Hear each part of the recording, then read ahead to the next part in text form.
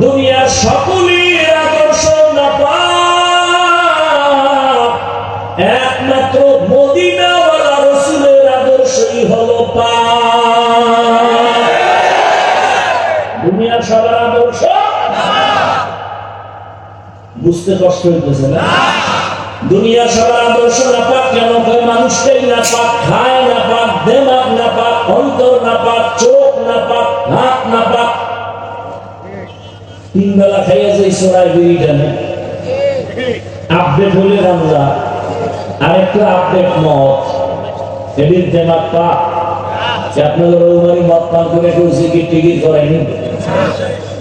মদ পান করে জিকির করে কেউ? বরং মদ পান করিয়া লঙ্গি উল্টা পাল্টা করে বৌরে মা কয়। বুঝে থাকলে বলে না দেমাগ পাক না নাপাক? বলেন এই নাপাক দেমাগওয়ালা যত থিওরি থ্রো করবে সব নাপাক বের হবে। এরপরে আমার একটা ব্যক্তিগত কথা আছে, বলবো? আমার ব্যক্তিগত, এখানে অন্যের কোনো না, আমার টাইম বলছি, আমার ওপিনিয়ন। রৌমারির জমিনে দাঁড়ায় যদি এখন আমাকে বুঝাইয়া বলতে পারো, দলিল দিয়ে বলতে পারো যে মুহাম্মদের আদর্শ থেকে আর সুন্দর আদর্শ আছে শেখ মুজিবুর রহমানের ভেতরে, আমার কথা শেষ করতে দাও। তাহলে আমি হাফিজুর রহমান কসম খেয়ে বলে গেলাম, আমি রসুলেরটা বাদ দিয়া শেখ মুজিব সাহেবেরটা নিব। বুঝেন বুঝেন, চিল্লা হল্লা কম কম, কি বুঝাইতে চাই বুঝেন। কেউ যদি দাঁড়ায় বলতে পারেন মুহাম্মদের আদর্শ থেকে আরো সুন্দর আদর্শ জিয়াউর রহমানের ভেতরে আছে, আমি হাফিজুর রহমান বলবো আমি রসুলেরটা বাদ দিয়া জিয়াউর রহমান সাহেবেরটা নিব। কেউ যদি বলতে পারেন রসুলের আদর্শ থেকে আরো সুন্দর আদর্শ এরশাদ সাহেবের মধ্যে, আমি তারটা নিব, রসুলেরটা বাদ দিব। এইবার শেষ কথা বলতে পারার মতো কোন কলিজাওয়ালা আছো কিনা বলো? আসো? না থাকলে জবাব ওই ব্যানার লাগাও, দুনিয়ার সবার আদর্শ গুলো নাপাক, একমাত্র মদিনাওয়ালা রসুলের আদর্শই পাক। এবার আসো রসুলেরটা পাক কেন? আমার রসুল নিজেই পাক, আমার রসুলের ঘাম থেকে মিশকের ঘ্রাণ। আম্মা জান আয়েশা রাদিয়াল্লাহু আনহা বলেন, রহমতের নবীর ঘাম আমি বোতলের মধ্যে ভরে রাখতাম, বড় বড় অনুষ্ঠানে আতর হিসেবে ব্যবহার করতাম। রহমতের নবী যেখানে কদম রাখেন ওখান থেকে মিশকের ঘ্রাণ। সুবহানাল্লাহ না? আমার নবী কেমন পাক বলেন তো? নবীর হায়াত কতদিন বলেন? কেমন একজন নবী পাইছো রে বাবা, যার 63 বছরে ভুলেও কোনোদিন একটা মিথ্যা কথা বলা হয়নি। কেমন মায়ার নবী আমার, জীবনে কোনোদিন কাউকে একটা গালিও দেন নাই। হাজার বেঈমান আমার নবীর সামনে দাঁড়ায় গালি দেয়, কেমন রহমতের নবী একটা গালির জবাবও দেন নাই। কেমন মায়ার নবী আমার, দুইটা চোখ গরম করে নবী কারো দিকে তাকান নাই। কারণ আমার নবী যদি গরম চোখে কারো দিকে তাকায় জায়গায় পুরিয়া ছাই হয়ে যাবে, কারণ আমার রসুলের চোখের মধ্যে সে পাওয়ার আমার আল্লাহ লাগাই দিছে। ইমামুল আউয়ালিন ওয়াল আখিরিন বহরে সাদকা রাহমাতাল লিল আলামিন। হে আল্লাহর বান্দারা, আল্লাহর কসম, এই জমিনে যতক্ষণ পর্যন্ত রাসূলের আদর্শ কায়েম হবে না ততক্ষণ পর্যন্ত এই জমিনে চাপাবাজি চলবে, শান্তি দিতে কেউ পারবে না। চাপাবাজরা শুধু চাপাবাজি করবে, শান্তি কপালে আনবে না। শান্তির একমাত্র ঠিকানার নাম ইসলাম, বলেন না কেন? শান্তির ঠিকানার নাম। এবার আরেকটা প্রশ্ন করুন, মানুষের জীবনে কিয়ামত পর্যন্ত যত সমস্যা আসতে পারে, হতে পারে, বুঝে শুনে জবাব দিবেন। সব সমস্যার সমাধান কোরআন হাদিস তথা ইসলামে আছে না নাই? বুঝে ফেলেন, তাল মিলাইন না। মানুষের জীবনের সব বিষয়ের সমাধান, সব লাইনের সমাধান কোরআন হাদিস এবং ইসলামে আছে না নাই? অর্ধেক না পরিপূর্ণ? আপনারা যে বলছেন আমার একটু সন্দেহ লাগতেছে আপনাদের বলার মধ্যে। কি আমি যতটুকু শুনছি তাতে মনে হয় আপনারা বুঝতে পারেন নাই। কোরআন সব দিক থেকে পারফেক্ট, পরিপূর্ণ সমাধান আছে ঠিক, তবে একদিক থেকে কোরআন শরীফ দুর্বল, ইসলাম দুর্বল। কেন? যারা বলে রাষ্ট্রের ব্যাপারে ইসলামে কিছু নাই, ইসলামে রাজনীতি নাই, তাহলে কি বোঝা গেল? সব বিষয়ে সমাধান আছে রাজনীতির দ্বারা, ইসলামে কোনো সমাধান নাই। মুসলমান ব্যানার টানাওয়ার লেখো পৃথিবীতে রাজনীতি মানি, পবিত্র রাজনীতির নাম ইসলাম। আর যে রাজনীতিতে আল্লাহ রসুলের আদর্শ নাই, ইসলাম নাই, ওটা রাজনীতি না, ওটা দুর্নীতি আর পেটনীতি। हकीकत से तू दुनिया बेखबर है, दुनिया की नुमाइश पर नजर है। नमी गोयम के आज दुनिया जुदा बाश, बहर कारे के बाशी बा खुदाबाश। নবীর আদর্শে মাঝে কোনো মিথ্যার আওয়াজ নাই, নবীর আদর্শে কাউকে জবাই করা নাই, নবীর আদর্শে কারোর উপরে জুলুম করার নীতি নাই, নবীর আদর্শ নাই। এই কারণেই তো আমার দেশে বাবা হইয়া মেয়েটাকে আপন নাইয়া তারে হোটেলে ঢুকাইয়া কয়, আজকে তুই রাতের বেলা আমার কাছে স্ত্রীর সমান হয়ে গেলি। जिंदगी में बंदगी तू करना है, जिंदगी में बंदगी तू करना है। जिंदगी पे बंदगी शर्मिंदा है, जिंदगी पे बंदगी शर्मिंदा है।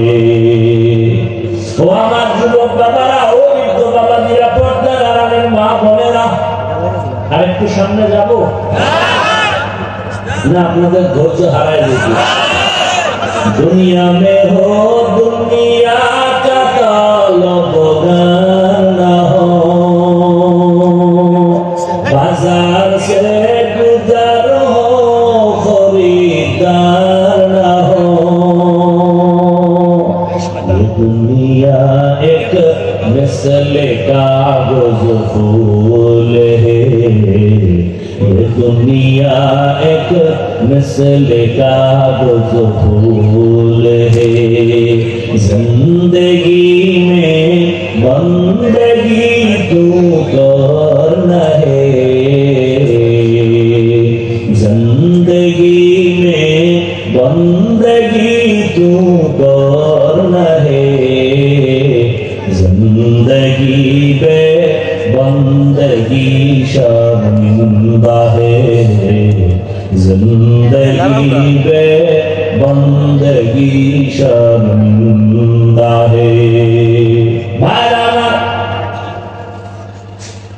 रहमतेर नबीर आदर्श এত সুন্দর। নবীর আদর্শ কি করে? যার সাথে একবার দেখা হবে, দেখা হলেই প্রথম কাজ হলো সালাম। সালাম মানে গজব। দেখা হলেই সালাম, আসসালামু আলাইকুম। তার মানে কি? তোমার উপরে শান্তি। সে আবার আমাকে বলে ওয়ালাইকুম আসসালাম, তোমার উপরেও শান্তি। দুই দিক থেকে যখন শান্তির দোয়া চলতে থাকে, ওখানে অশান্তি আর আসতে পারে না। ঠিক নেই? রহমতের নবীর আদর্শ কেমন? বড়দের নবী বলেন ছোটকে স্নেহ করো, ছোটদের বলা হয় বড়কে সম্মান কর, বেয়াদবি করবি না, সাবধান। ইসলাম এমন সুন্দর এক ধর্ম, এই কথাটা যারা ইসলাম মানে না তারাও জানে, মানে না কেন? চুরি করতে পারবে না। ইসলাম আসলে, রাসূলের আদর্শ আসলে চোর চুরি করতে পারবে না, দুর্নীতি করতে পারবে না, জুলুম করতে পারবে না।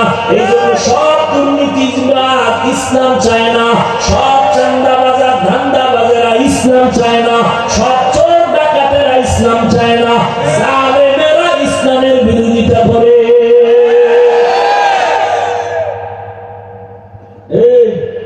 এমন দুনিয়াতে এখন আসছে কলমের কোনো দাম নাই,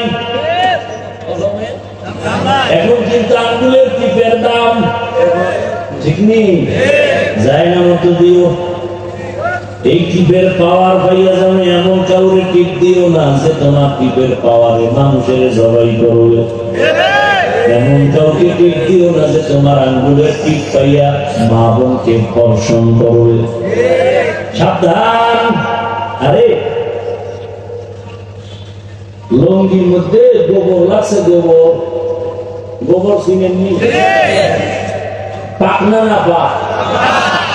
এখন এই নাপাক দূর করতে কি লাগবে বলে?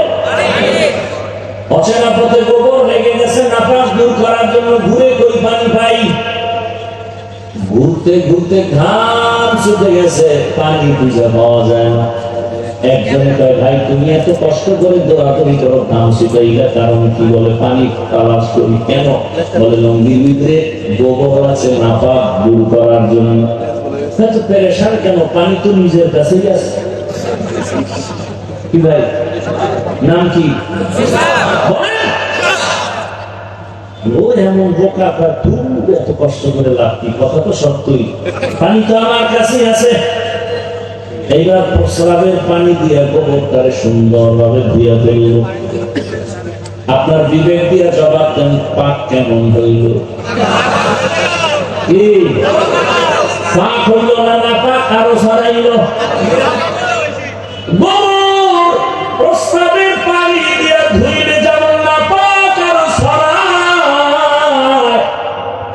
যে সুদ খায়, ঘুষ খায়, জুলুম করে, নামাজ নাই, রোজা নাই, পর্দা নাই, চোখ না পাক, হাত না পাক, জিহ্বা না পাক, অন্তর না পাক, এর যদি কারো সমাজটারে পাক করে দাও, পাক হবে না, সমাজ আরো না পাক হয়ে যাবে।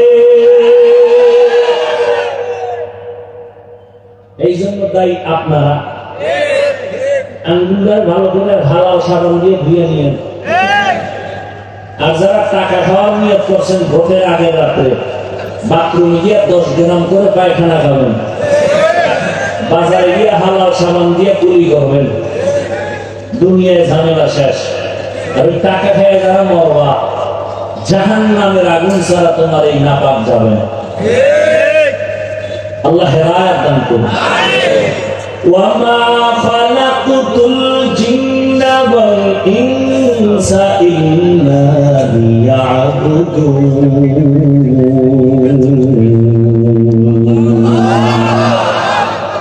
ও আমার যুবক বাবারা, আমি যে কয়টা কথা বলছি, আল্লাহ বিবেক দিয়েছেন, সাফের নজরে একটু হিসাব করো যে হাফিজ ভাই যতটা কথা বললাম কোরআন সুন্নাহর আলোকে আমি মন গড়া কিছু বলছি। এত বলতে গিয়েও কিন্তু আমি বলি নাই চরমনাই না গেলে জাহান্নামে যাইবা, তাবলীগ না করলে জাহান্নামে যাইবা, মাদ্রাসায় না পড়লে জাহান্নামে যাইবা, একবার বলছি? বলি নাই, বলিও না। বরং আমি তোমার বিবেককে নাড়া দিয়ে গেলাম, ও যুবক, তোমার মতো কত যুবক স্কুলে পড়ে, কলেজে পড়ে, 5 ওয়াক্ত নামাজি। তোমার কপাল কেন খারাপ? তুমি পারো না কেন? তোমার কপালে কার বরদোয়া লাগাইছো বলো? তোমার মতো যুবক র্যাব, আর্মি, পুলিশ, বিডিআর চাকরি করে দাড়িওয়ালা নামাজি অভাব নাই। বলো তুমি কেন পারো না? তোমার কপালে কার বরদোয়া লাগছে একটু বলো বাবা। বয়ান শুনে কি লাভ হবে? সারা রাত যদি ঘরের মধ্যে গিয়ে মোবাইল চালাওয়ার জেনা করো, ফজরে যদি না যাও, কয়দিনের যৌবনের বাহাদুরি করো। আজকে তুমি রৌমারির এখানে বসে আছো সুস্থ, আল্লাহ না জানি কালকে হতে পারো তুমি হসপিটালের রোগী। না জানি আল্লাহ কবুল করিয়েই ফেলায়, জানি না কার হায়াত কখন। ইদানিং কালে শুধু লাশ আর লাশ, বেশিরভাগ যুবকের লাশ। বাসায় গিয়ে যখন তুমি মোবাইল চালায় ঘুমাও, মা যখন ডাকবে হঠাৎ যদি দেখে তোমার শরীরের পুরাটাই ঠান্ডা শক্ত, মা একটা চিৎকার দিয়ে বলবে, আয় তোরা তাড়াতাড়ি, আমার বাবাই জিন্দা নেই। যুবক, চোখের সামনে কত যুবক চলে গেল, দেখো নাই? কত বন্ধু চলে গেল, খবর নাই। এখনো সময় আছে, তওবা করো, কয়েকদিনের দুনিয়ায় বাজবা। কয়েকদিন আগের খবর, ফেসবুকের গোলামেরা তো দেখছো রে বাবা, বিদেশ থেকে টাকা আর অলংকার নিয়ে আসছে, ঢাকা এয়ারপোর্টে নামার পর বাড়ির মেয়ে ছেলে সব আসছে আগায় নিতে। বাবারে গাড়ির দুইটা যখন সব আনন্দে বাড়ি যায়, বিদেশ থেকে বাবা আসছে, বিবিও আনন্দ, একই গাড়ির মধ্যে। বাড়ি যাওয়ার আগে আগে রাস্তার পাশে গাড়িটা ভরে পানিতে ডুইবা মরে গেল তার সন্তান স্ত্রী। ওই যুবক বাবা কান্না করে স্বর্ণের অলংকার আর টাকার কথা বলিয়া। মানুষ বিয়া করিয়া খাইয়া না খাইয়া বউ সন্তান নিয়ে থাকে, একটা আনন্দ। ওই বান্দা কাঁদে আর বলে, আমার কপাল বুঝি বড় খারাপ, আমি আমার বউ সন্তান রেখে বিদেশ গেলাম টাকা কামাই করার জন্য। আমার এমন কপাল কেন যে আমার হাতের উপরে আমার সন্তানটা মরিয়া গেল, আমার চোখের সামনে স্ত্রী মরে গেল। কেমন আমার কপাল! ওই দিন আর বাঁচবারে বাবা, দুনিয়া কিছুই না রে মুমিন। ওই এক বছর বাংলাদেশে চিত্রাং নামে এক তুফান আসছিল। চিত্রাং কুমিল্লা জেলার পাশে এক থানা। 8 বছর বিদেশ করে টাকা নিয়ে এসে 2 তলা ডুপ্লেক্স একটা বিল্ডিং করছে। আগামী শুক্রবার বিল্ডিং উঠবে, দোয়া পড়াবে, হুজুর দাওয়াত দিছে। ওভার ডিউটি করে কাজ কমপ্লিট, দ্রুত উঠবে। 2 দিন আগের খবর, এমন তুফান শুরু হয়ে গেল। বিল্ডিং এর পাশে একটা টিনের ঘর, একটা চকির উপরে বাচ্চা আর ওই যুবক আর তার স্ত্রী 3 জন। ঘুমের মধ্যে একটা বাতাসে গাছ কইরা 3 জনের বুকে চাপ লাগলো, জায়গায় শেষ। 2 দিন পরে ঘরে উঠবে, আর উঠা হয় নাই। ও যুবক, কালকে যদি এমন অবস্থা তোমার ইন্তেকাল হয়, এই ঘড়িটা হাতে দিছি হাফিজুর রহমানের ঘড়ি, কালকে এমন সময় ঘড়িটা আরেকজনের হাতে দিয়ে বলবে, এই ঘড়ির মালিক আমি। আমার মোবাইলটা আরেকজনের হাতে দিয়ে বলবে, মোবাইল আমার। আমি যারা এত আপন বন্ধু মনে করছি, সেও নাম্বারটা ডিলিট করে বলবে, বন্ধু নাই, নাম্বারও নাই। বাবা কান্না করবে আর বলবে, ইমাম সাহেব তাড়াতাড়ি আসেন, আমার সন্তান মরে গেছে, জানাজা দেওয়া লাগবে। এই যুবক দেখবি তখন, আরে তোর আত্মীয় স্বজন সবাই প্লেট দিয়া গেঞ্জিটারে কেটে কেটে তুলে ফেলবে। ওই তোর মজার ঘড়ি আর মোবাইল সব কইলা। বাবাই বলবে, তাড়াতাড়ি একদল যা, বাড়ির পেছনে কাঠ বাগানে কবর খনন কর। আর এক দলকে বলবে, গরম পানি কর জীবনের শেষ গোসলের জন্য। কেউ যে পাঠাবে, বাজারে যা কাফন কিনে নিয়ে আয়। যখন তোমাকে ঘর থেকে নামাইয়া গরম পানি দিয়ে গোসল করাইয়া মসজিদের কাটে উঠাইয়া সাদা কাপড়ের প্যাকেট বানায় নিয়ে যাবে জানাজার ময়দানে, মা জানালা দিয়া চিৎকার দিয়া বলবে, আমার বাবারে তোরা কই না? বিদায় বেলা শেষ, একটু চেহারাটা দেখাইয়া যাও। আমার বাবা আমার আম্মু বলিয়া ডাক দিলে কলিজা ঠান্ডা হয়ে যাইত। এখন আমারে কে আম্মু বলে ডাকবে? এই যুবক বাবারা, ওই ঢাকার শহরে উত্তরায় মাইলেশ্বর স্কুলের বিমান দুর্ঘটনায় কত মানুষ পুড়িয়া গেল। আমি জুমা পড়াই এক মসজিদে, ওই মুসল্লি তার স্ত্রী মরিয়া গেছে, বুড়িয়া স্ত্রী গেছে বাচ্চাকে আনার জন্য। বাচ্চা অন্য গেট দিয়া বের হয়ে আসে, মা গেছে আর গেট দিয়ে আটকায় গেছে, আর বের হইতে পারে না। ওই বাচ্চাটা কান্না করে আর বলে আমি আম্মু বলে কাকে ডাকবো। গত জুমায় তার বাবা আমার পিছনে নামাজ পড়লো, জিজ্ঞাসলাম ভাই কি খবর, বাচ্চাদের কি হালাত? ওটা চোখের পানি ছেড়ে কান্না করে বলে হুজুর কি বলবো, ডানে তাকায় বামে তাকায় সব পায়, মায়ের আদর পায় না, মা বলিয়া ডাক দিতে পারে না। ও আমার যুবক, দুনিয়া কিছুই না, কোন দিন ডাক আসবে বলা যায় না রে বাবা। তুমিও মরবা আমিও মরব। আমার আপন বড় মামা কয়েকদিন আগে দুনিয়াতে চলে গেছে।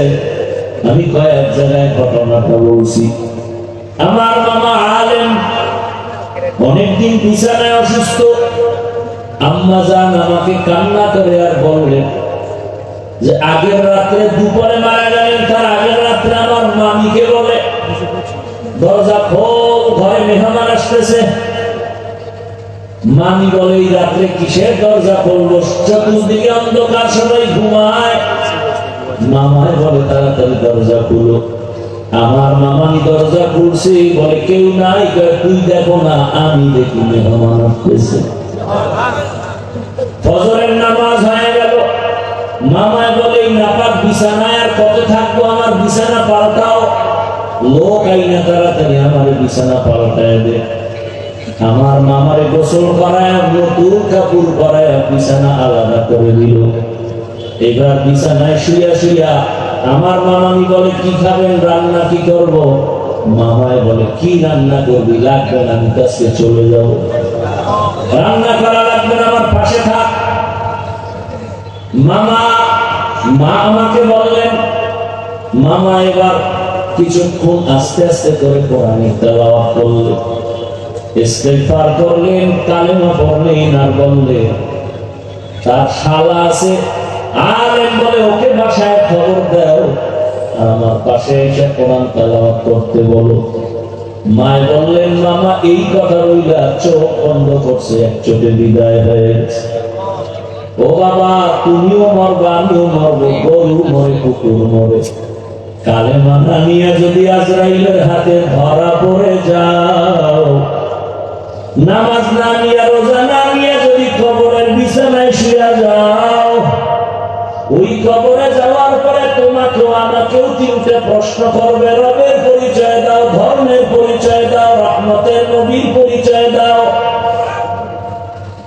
ওই প্রশ্নের জবাব যদি দিতে পারে আল্লাহ বলবে ফেরেশতা তাড়াতাড়ি কবরটা জান্নাতের সাথে রাস্তা বানায় দাও। আমার বান্দা দুনিয়ায় আরামে ঘুমাইতে পারে নাই, আজান হলে মসজিদে দৌড়ায় যাইত, জিকিরের মজলিসে বসতো, আলেম ওলামার পেছনে দৌড়াইতো, ঘুমাইতে পারে নাই। এখন আরামে ঘুমাবে, কিয়ামত পর্যন্ত কেউ ডিস্টার্ব করবে না। আর যারা গুনাহগার হইয়া নামাজ ছাড়া, রোজা ছাড়া, কালেমা ছাড়া যদি কবরে যান, তিনটা প্রশ্নের জবাব দিতে আর পারবে না।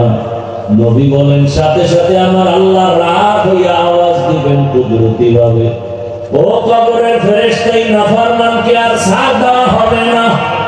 আমি দুনিয়াতে কম সুযোগ দেই নাই, আমার দেওয়া পানি, আমার দেওয়া বাতাস, আমার দেওয়া সূর্যের আলো, চাঁদের আলো, জমিনের ফসল, নদীর মাছ, গাছের ফল খাইল, আমার হুকুম মতো চলে নাই। আলেম ওলামারা বয়ান করতো মানে নাই। এত বড় কপাল পোড়া, নিজেও নামাজ পড়ে নাই, অন্য পড়তো তাও পছন্দ করে নাই, নিজেও দাড়ি রাখে নাই, অন্য দাড়ি রাখতো তাও পছন্দ করে নাই, নিজেও পর্দা করে না, অন্য পর্দা করে তাও পছন্দ করে না, নিজেও হালাল খায় না, অন্য হালাল খায় তাও পছন্দ করে না।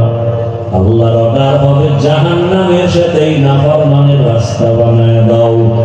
কবরের ভেতরে জাহান্নামের আগুন, একটা না দুইটা না 70 থেকে 99টা সাপ। আমার আল্লাহ কুদরতি আওয়াজ দিয়ে বলবে, ও কবরের মাটি রে, আর সুযোগ দেওয়া হবে না। দুই পার্শ্ব থেকেই নাফরমানরা